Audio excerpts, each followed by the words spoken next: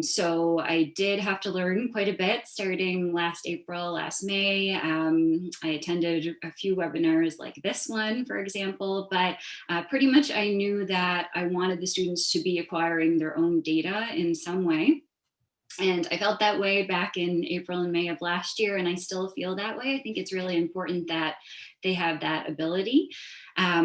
So yeah, I did review a few different simulations, and I was interested in seeing what kind of content they could provide, because I really didn't want to be reinventing the wheel. And I was thinking about going back in September and how much work it was going to be. So one thing that I did was I watched a webinar, and that was a virtual CIC webinar. So if you are a member of the CIC, you would have access to that, but I have the instructor's name up on the screen, and she was talking about her experience with Beyond Labz, and she was giving a few tips and tricks. So I thought that was very, very valuable. And then an instructor who actually taught me at CBU, which is in Nova Scotia, she had some really good feedback. She had gone through it with a smaller class in her spring intersession. So normally what I would do is I would have a lab manual. So the students get their lab manual every term, and then they're filling out their data, observations, calculations for each particular experiment, and then handing that to me at the end of the particular lab. And then once per term, they would do a formal written lab report. So there I was thinking, okay, I need to be preparing all of these report sheets from scratch for the Beyond Labz experiments, but they were already provided in the student manual. And then the other thing that I would have during my lab time would be a grading scheme, or just a grading key for me and for the TAs, and Beyond Labz was providing that in their instructor manual, so I could make that connection right away. So like I mentioned, the webinar, the trial versions that I was able to play around with for I think weeks and weeks at a time, and then all the communications from especially Kelsey and Heather and Brian, and then the price was really competitive too. So those were a lot of the reasons why we decided to go with Beyond Labz at Acadia. And I should mention too, we also bought licenses for the organic labs. That instructor was really impressed with Beyond Labz as well. So the labs ran over a 10-week period in the fall term. So I'll just focus on the fall term. And so I have experiments here, 1 through 5, and these were all the presets that were given from Beyond Labz. And so each experiment, I'm calling them an A and a B part, but really they are experiments on their own. And the A experiment is just highlighted. I called that more of the featured experiment, and that's what the students would have a quiz on. So each experiment, the A and B part, they would last for 2 weeks. The students were given all of the content a few days before that 2-week period would start. And then on the last Friday of that 2-week period, they would pass in their report sheet, and they'd pass in their notebook. Over that 2-week period, on day 1, you would give, well, I would give my quiz, and then they would have the 2 weeks to work on those particular experiments. So I think originally going into my setup for the fall, I was thinking about in the 2-week period, give the students 3 experiments, but just by default, what happened was during week 1, they would only work on experiment 1A. And during week 2, they would only work on experiment 1B, and it was just their way of sort of checking things off. And the TAs also appreciated it too, because they knew exactly what questions were coming. So what I did was in the summertime, I had access to the student manual. So within the student manual, the procedure is provided, as well as those post-lab questions. So I was taking that document and just editing that as I needed to, and providing that to the students. And I would just refer to it as the procedure. So I'd refer to it as the procedure. I'd post that up on our LMS site. And then once they filled in their answers and gave it back to me, we would just call that a report sheet. So the procedure was empty, report sheet was filled in with all their information.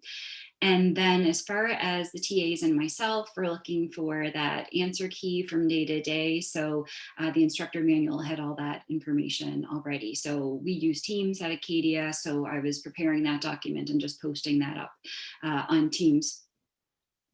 As far as LMS, this is a a look at what's happening on mine. So like I mentioned before, last September, it would have been pretty empty, but I just made sure at the very top of LMS, everything that the students need for Beyond Labz was there. So all of the instructions are there, their activation code was there, there's a video there as well on how to set things up. And then I had the support website there, and just, okay, go ahead, go to the site, click more help if you have any questions.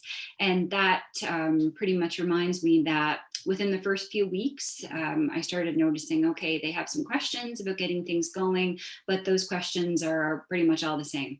So on my discussion board, directly onto Acorn with the TAs, I just sort of set up just a quick little blurb that we'd be ready to send to the students if they had an issue. So it was sort of like, try this.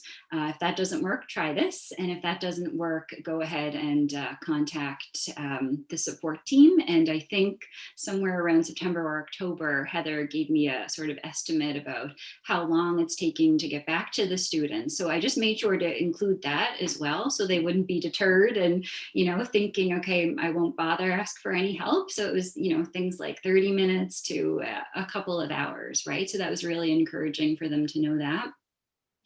And as far as the week to week with the experiments, this is what my LMS looked like. So I'm just mentioning, okay, I have an experiment 2, A and B. There's the titles of those experiments. I'm providing them below. They're just referred to as experiment 2A and B procedures. I tell them for experiment number 2, you have to take a quiz and the date. For that quiz, you want to review your PowerPoint slides and your procedures. And then below, just talking about when everything would be due. And you can see at the very bottom, I'm just giving the link to the quiz, your procedures, here's your slides. And then I have 2 Turnitin assignments. That's what we refer to them as at Acadia. And you can see where the students are submitting their report sheets and where they're submitting their notebook. So again, everything would be scanned for plagiarism through those links. But the TAs are also able to do their grading through the Turnitin Feedback Studio.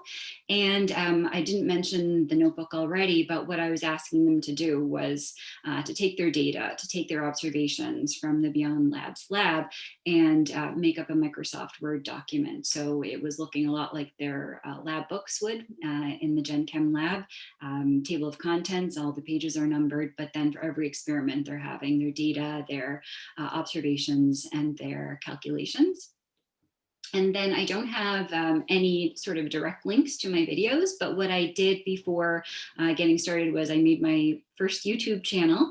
And on that, when it was safe to do so, I went back into the lab and I made some videos about safety, just a general tour of the lab.